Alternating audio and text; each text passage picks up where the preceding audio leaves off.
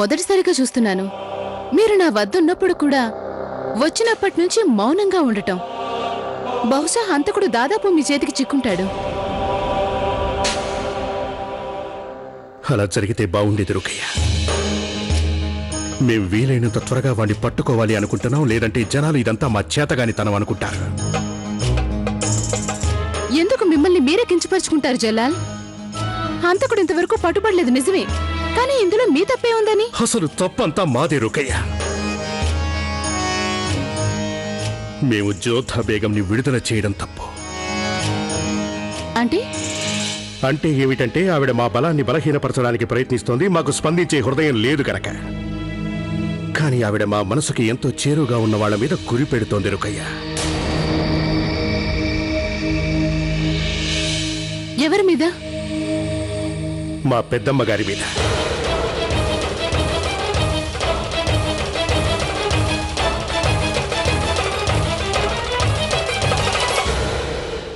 రుకయ్య, మీ కల్లో కూడా ఊహించలేదు ఆ జోధా బేగం మా పెద్దమ్మనే తప్పు పడుతుందని. కానీ ఏ ఆధారాలతో ఆ జోధా బేగం ఈ కుట్ర పన్నిన వారు మీ పెద్దమ్మని అనగలిగింది? ఎలాంటి ఆధారాలు లేకుండానే ఆవిడ పెద్దమ్మ గారి మీద అలాంటి ఆరోపణ చేసింది.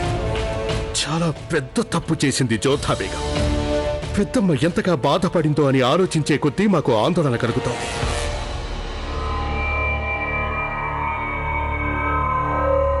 అంత తెలివి తక్కువది కాదే జోధా బేగం. ఏ ఆధారం లేకుండా మహామంగని ఎలా తప్పుపడుతుంది? అంటే ఆవిడికి ఎంతో కొంత తెలిసే ఉంటుంది. షెహన్షా కూడా గట్టిగా మాట్లాడని ఆ వ్యక్తి మీద అంతటి ఆరోపణ ఎలా చేసింది? ఏం లభించుంటుంది తనకి?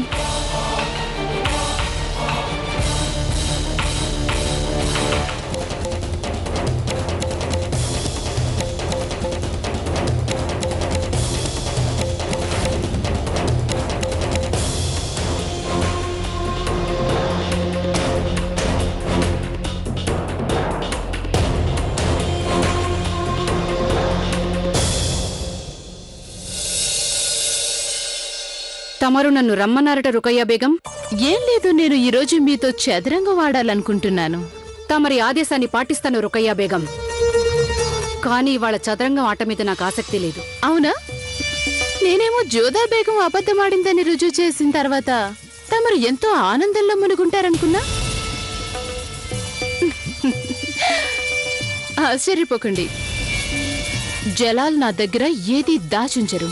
వారు నాకు చెప్పేశారులేండి, జోధా బేగం తమరి మీద హత్యానేరం మోపిందని.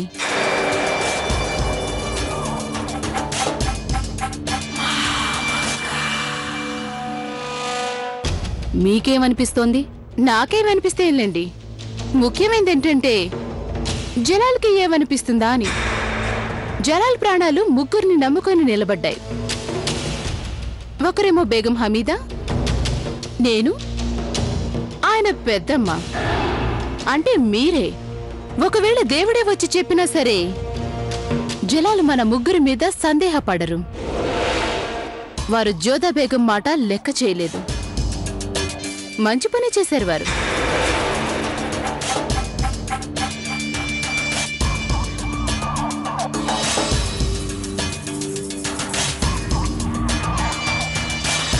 కానీ తమరు చేసిన పని నాకస్సలు నచ్చలేదు. అంత నచ్చని పని నేనేం చేశాను? రుకయ్య బేగంకి ఎందుకు నచ్చలేదు?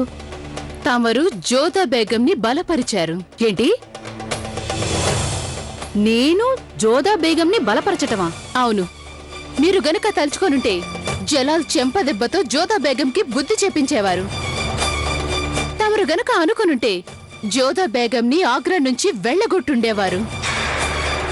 కానీ తమరు ఆ పనులేవీ చేయలేదు. అందుకు కారణం ఏంటో కొంచెం చెప్తారా? రుకయ్య బేగం, జరిగింది హత్య. వాదోపవాదాలు జరుగుతాయి, ఆరోపణలు చేయబడతాయి. షెహన్షా ఆగ్రహిస్తారు. అందువల్ల వారి ఆరోగ్యం దెబ్బతినవచ్చు. నన్ను ఎవరు తప్పుపట్టినా, నా విషయంలో ఏం జరిగినా నేనది ఎంతమాత్రం పట్టించుకోను. కానీ నా కుమారుడు జలాల్ అనారోగ్యం పాలైతే అది మాత్రం నేను సహించలేను. ఇవాళ తొలిసారిగా మీరు మీ చదరంగపు ఆటని సగంలో వదిలేసి వెళ్ళిపోతున్నారు మహాం. ఈ చదరంగ పాటని పూర్తి చేయడానికి ఇంకా యావజ్జీవితం పడి ఉందిగా రుకయ్య బేగం. తమరు జలాల్ మొఘలాయి సామ్రాజ్యానికి కాబోయే వారసుని కోల్పోయారు. వారసుడు పుట్టకముందే హతమార్చబడ్డాడు. పైగా హంతకుడెవరు ఇంతవరకు పట్టుబడలేదు. అది ఎవరైనా కానీ మనం అన్నిటికంటే ముందు ఆ హంతకుణ్ణి పట్టుకోవడానికి ఎక్కువ ముఖ్యత్వం ఇవ్వాలి. ఆ నేరస్తుడు ఒకసారి పట్టుబడిపోతే నేనప్పుడు యావజ్జీవితం తమరితో చదరంగం ఆట ఆడతాను రుకయ్య బేగం. నాకు సెలవిప్పించండి.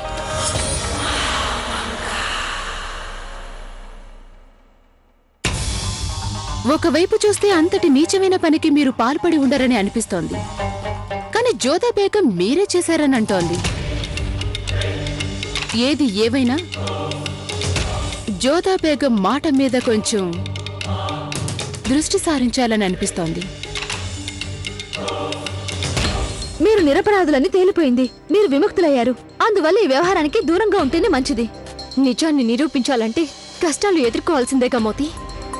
ఇవాళ షహించా నా మాట ఒప్పుకోకపోవచ్చు, రేపు ఒప్పుకోకపోవచ్చు, కానీ ఎన్నాళ్ళని ఒప్పుకోకుండా ఉంటారు.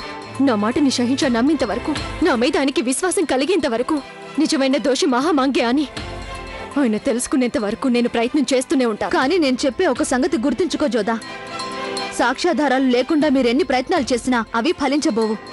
సరే అయితే ఈసారి నేను షహింషా గారి సమక్షానికి సాక్ష్యంతో సహా వెళ్తాను.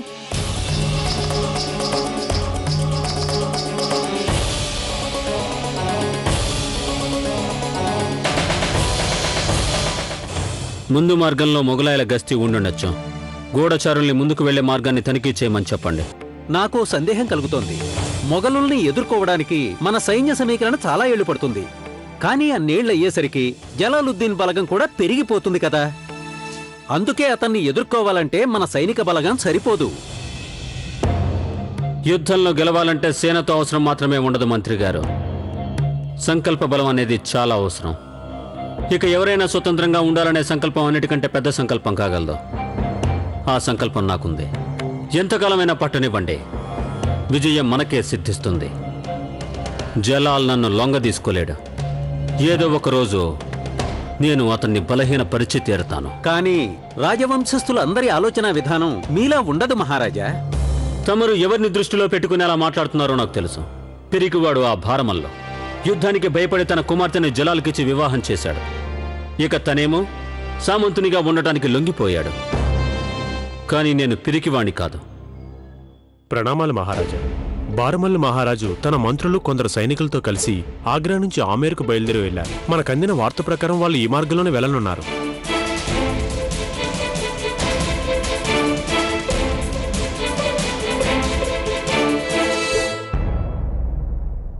షహన్షా గారికి జయము జయము. జోదా బేగం గారు మిమ్మల్ని కలవాలని వచ్చారు. పంపించండి ఆవిడ్ని. చిత్తం.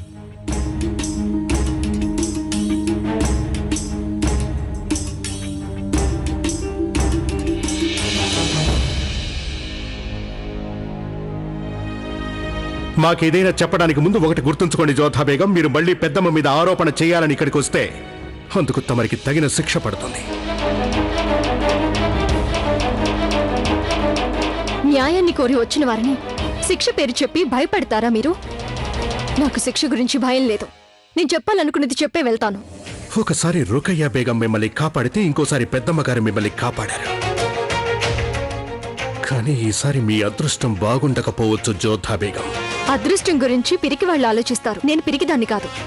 మీరేగా అన్నారు సాక్ష్యాలు లేకుండా మీ వద్దకి రావద్దని. అందుకని ఈసారి సాక్ష్యాన్ని మీ సమక్షంలోకి తీసుకురాదల్చాను. దయచేసి రహీంని పిలిపించండి. తను స్వయంగా తన కళ్ళారా మహామంగ కుంకుమ పువ్వులో గన్నేరు రసాన్ని కలుపుతుండగా చూశాడు. రహీంని ఇక్కడికి పిలిపించండి.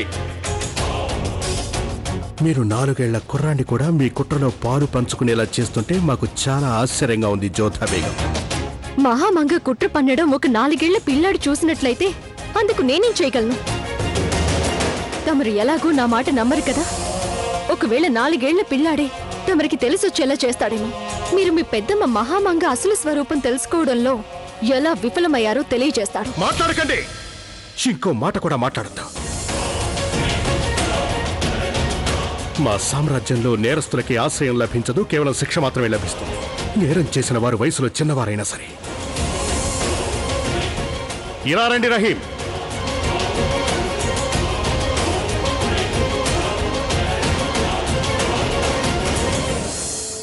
చూడు నాన్న రహీం, ఆ రోజు మీరు నాకు డబ్బా విషయంలో చెప్పిన సంగతి షహీన్షా గారికి చెప్పండి. రహీం, మీరు ఆ డబ్బాని తీసుకున్నారా?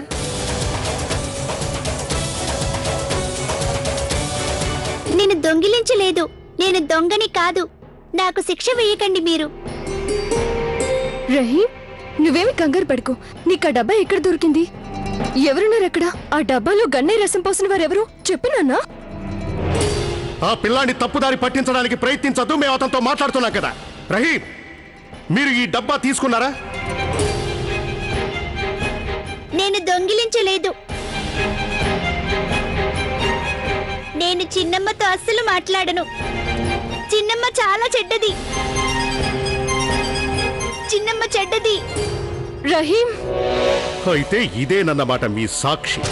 నేను చెప్పేది నిజమే షహీన్షా. నిజమేమిటో మాకు బాగా తెలుసు జోధా బేగం. మీరు 4 ఏళ్ల పిల్లాన్ని భయపెట్టి అతని చేత అబద్ధాలు చెప్పించడానికి ప్రయత్నం చేశారు. ఇలాంటి పని చేయటానికి మీ అంతరాత్మ మీకు ఒక్కసారి కూడా అడ్డుపడలేదా? వాడికి అసలు నేరస్తుడంటేనే ఏమిటో తెలియదు. అయినా మీరు వాడిని భయపెట్టి వాడి నోటి వెంటే మా పెద్దమ్మగారు కుంకుమ పువ్వులో గన్నేరు రసం కలిపిందని చెప్పించదలిచారా? నిజమే. మేమింకేమీ వినదలుచుకోలేదు జోధా బేగం. మీ పెంపకం గురించి మీరు చాలా గొప్ప మాటలు చెప్తుంటారు కదా. అంటే ఒక చిన్న పిల్లవాడి చేత అబద్ధం సాక్ష్యం చెప్పించాలని ప్రయత్నించడం ఇదేనా మీ గొప్ప పెంపకం? నిజం ఎప్పుడు నిజమే షహీన్షా. అది పెద్దవాళ్ళు చెప్పినా సరే, చిన్న పిల్లాడు చెప్పినా సరే. ఈ మాట సరిగ్గా చెప్పారు.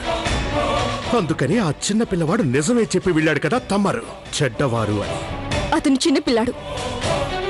ఆ డబ్బా దొంగలించాడని మీరు తనకి శిక్ష వేస్తారని భయపడిపోయాడు. ఆ భయంతోని తను ఇక్కడి నుంచి అలా పారిపోయాడు. అతను పారిపోయాడు అంటే మీ మోసం తట్టుకోలేక. ఇక మీరు కూడా మా కోపం అదుపు తప్పక ముందే ఇక్కడి నుంచి వెళ్ళిపోవడం మంచిది. ఇక ముందు ఎలాంటి సాక్ష్యాలు ఆధారాలు ఉన్నాయంటూ మా ముందుకు రావడానికి ప్రయత్నం చేయకండి. ఇక్కడి నుంచి వెళ్ళిపోండి. తప్పంతా నాదే. గుడ్డి నమ్మకంతో కళ్ళు మోసుకుపోయిన వ్యక్తికి వెలుగు చూపించాలని ప్రయత్నించడం నిజంగా నా తప్పే. నిజం తెలుసుకోవాలనుకుంటే వ్యక్తిగత సంబంధాలని, వ్యామోహాలని వదులుకోవాలి షహీన్షా. తమరు ఆ పని చేసేటంత వరకు తమరు అసలు నిజమేంటో ఎన్నటికీ తెలుసుకోలేరు. ఇక్కడి నుంచి వెళ్ళిపోమ్మని చెప్పినా మీకు అర్థం కావట్లేదా?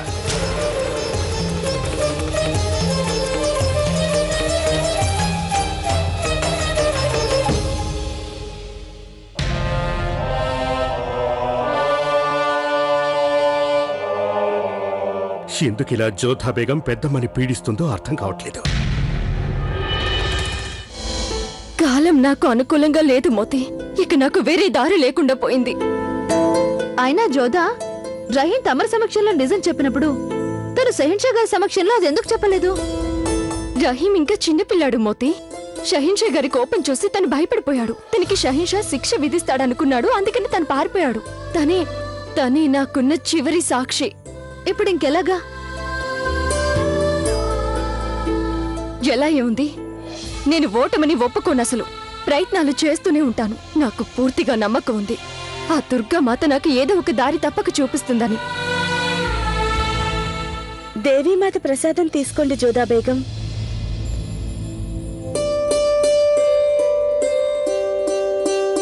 దేవీమాత ప్రసాదమా? అది ఆగ్రాలోనా? చిత్తం భవనానికి కొంత దూరంలో ఒక బజార్ ఉంది. అక్కడ పాతకాలం నాటి దేవి ఆలయం ఉంది. అక్కడి నుంచి తెచ్చాను.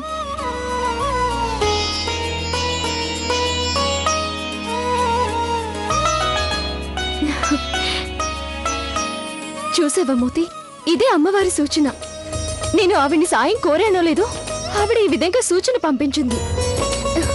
ఈ సమయంలో ఆ తల్లి నన్ను ఈ పరిస్థితి నుంచి బయటపడేయగలదు. నేను ఆ గుడికెళ్ళి దేవీమాత దర్శనం చేసుకుని తీరాలి, వెంటనే, తక్షణమే. కానీ జోధా, ప్రస్తుతం మీరు నిర్బంధంలో లేకపోవచ్చు. కానీ షహీన్షా గారి అనుమతి లేకుండా మనం భవనం వెలుపలికి వెళ్ళడం కుదరదు కదా.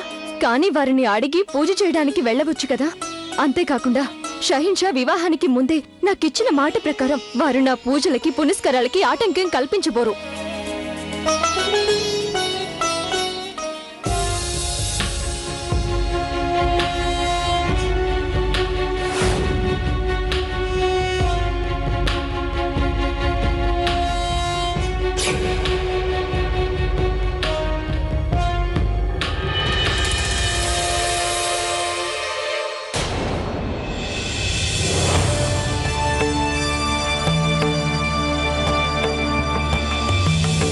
ప్రతాప యువరాజా, మీరిలా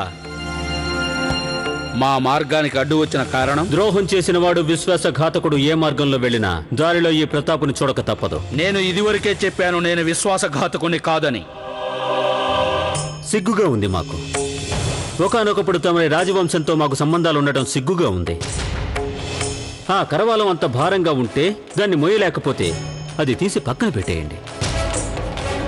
వీరుల చిహ్నమైన దాన్ని ఎందుకు కళంకితం చేస్తున్నారు? ప్రతాప యువరాజనండి. ఆ మొగలాయలతో ఎక్కువ కాలం ఉండి మీరు గౌరవించడం కూడా మర్చిపోయారు.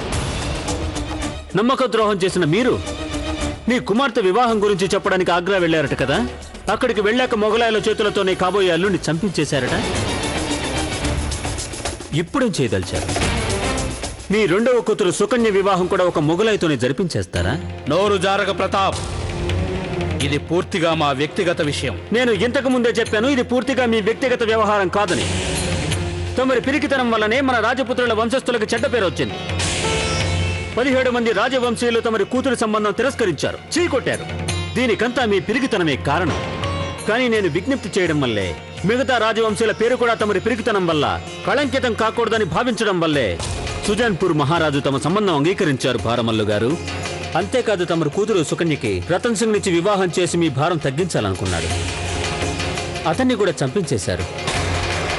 ఇప్పుడు నేను చూస్తాను ఏ రాజవంశస్థుడు మీ అమ్మాయిని చేసుకోవడానికి ముందుకు వస్తాడో. నాకు తమరితో ఎలాంటి వాదన ఇష్టం లేదు. నాకు కూడా నమ్మక ద్రోహులతో మాట్లాడడం ఆనందకరం కాదు భారమల్లు. ఆ మేరకు చెందిన మరొక నమ్మక ద్రోహి నా వద్దకొచ్చాడు ఒకసారి. తమరి అన్న కొడుకు సుజామలు. వాడు ఎక్కడైతే నిలబడ్డాడో ఆ స్థానాన్ని మొత్తం విధ్వంసం చేయించేశాను. నేను కేవలం తమరిని హెచ్చరించదలిచాను. ఎవరైనా మొగలాయలతో మైత్రి చేయడానికి ప్రయత్నిస్తే గనక ఈ ప్రతాప్తో శత్రుత్వం కోరుకున్నట్లే. నిజానికి తమరు కూడా తమ కూతుళ్లకు శత్రు సమానులే. ఒక అమ్మాయిని మొగలాయికిచ్చి పెళ్లి చేసి ఇంకొక అమ్మాయికి కాబోయే వరుణ్ణి మొగలాయి చేత చంపించిన వారు మీరు. తమరు ఆ ఇద్దరి పెళ్లి సంబంధాల్ని విషపూరితం చేశారు. తమరు సంబంధాల సంగతి మాట్లాడకుండా ఉంటే మంచిది ప్రతాప్. తమరి కుటుంబ సభ్యుల్లో పరస్పర సంబంధాల విషయంలో నడుస్తున్న పోరు నాకు తెలియంది కాదు. కానీ నాకు కాలిపోతున్న ఇతరుల సంబంధాల వేడిలో చలి తీర్చుకోవాలనే కోరిక నాకు ఎంత మాత్రమూ లేదు. నేను బయలుదేరతాను. తొందరగా వెళ్ళండి భారమల్లు గారు. ఎందుకంటే రతన్ సింగ్ మరణ వార్త తెలిసాక ఆమెరంతటా అల్లకల్లోలం ఏర్పడే అవకాశం ఉంది. జలాలతో కలిసి మీరు నిప్పుతో చెలగాటమాడుతున్నారు. ఆ నిప్పు జీవితాంతం మిమ్మల్ని దహిస్తూనే ఉంటుంది. ఇదే ఈ ప్రతాపుడు తమకు చేస్తున్న హెచ్చరిక.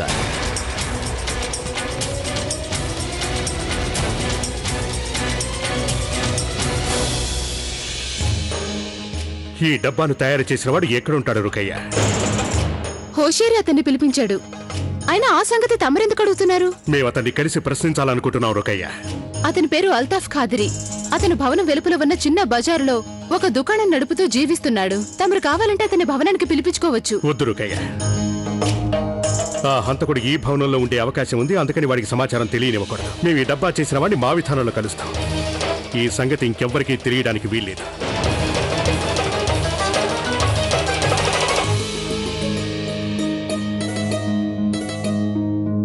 అత్తయ్య గారు, ఈ భవనంలో ప్రశాంతత లేకుండా పోతుంది. అందుకే నేను శాంతిని కోరుకుంటూ నేను దేవీమాత గుడికి వెళ్ళదలిచాను. చాలా మంచి ఆలోచన వచ్చింది నీకు జోధా. కానీ నేను అనుమతి లేకుండా వెళ్ళదలుచుకోలేదు. ప్రస్తుతం షహీన్షా భవనంలో లేరు. నేను తమరి అనుమతి కోరొచ్చా? ఆరాధించడానికి అనుమతి తీసుకోవాల్సిన అవసరం లేదు జోధా.